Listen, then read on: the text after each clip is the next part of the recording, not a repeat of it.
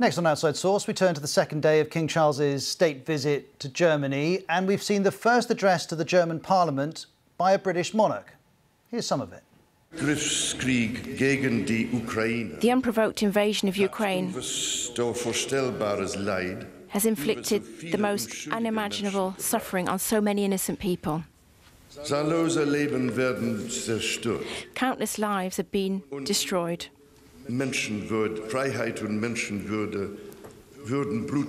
Freedom and human dignity have been trampled in the most brutal way. And watching that speech was our Berlin correspondent, Jenny Hill. I think he's certainly more outspoken than his mother, the late Queen, of course. And I suppose there are two things going on here.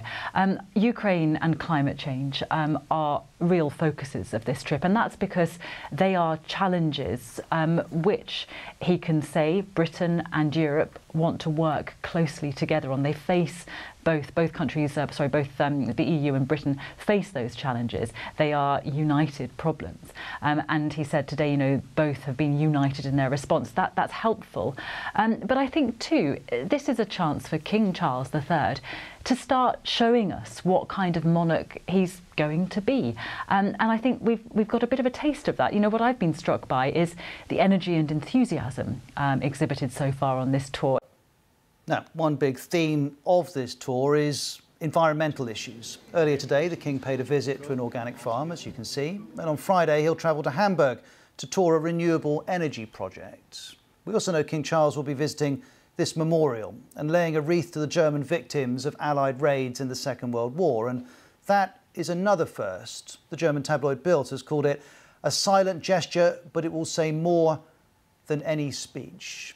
And state visits, as we're seeing, are designed to deepen relationships between two countries. Let's assess what the goal will be with this one. Robert Lacey is a royal historian who served as a historical consultant on the Netflix series The Crown. Thank you very much indeed for joining us on Outside Source. How would you summarise the overall goal of this particular visit? Well, in terms of Anglo-German relations, British-German relations, you just said, this is the first major visit post-Brexit. And it shows that there can be life with Germany after Brexit. Of course, it's also Prince Charles's debut. And I think everybody who watched the speech will have been impressed by how incredibly accomplished. We've just seen him speaking German there. It was a mixture of German and English that he spoke. And it was a mixture of solemn message. We saw what he had to say about Ukraine. And then he started talking about Monty Python and the Beatles, and how it was quite healthy for English people to laugh at the Germans and for the Germans to laugh back at us. And I think what's particularly interesting is what's coming up tomorrow, when, as we've already heard, he will be laying a wreath in Hamburg in memory of the victims of English-British bombing during the war. Now, that's something the Queen never did. She made 15 visits to Germany, 5 of them state visits. She was pressurized, we know, by the British government to make that gesture. She wouldn't do it, but Prince Charles is going to do it, we understand, tomorrow. And that's interesting that you raised the dynamic between the monarchy and the government at the time. Tell us how that works. Tell us who's deciding certain elements of the choreography through the 3 days. Well, it's a joint decision, and it also involves the German government. What Prince Charles, sorry, here we are again, you see, he spent all his life getting ready for this job. And I think one of the things we saw today was actually rather how well he is prepared for it.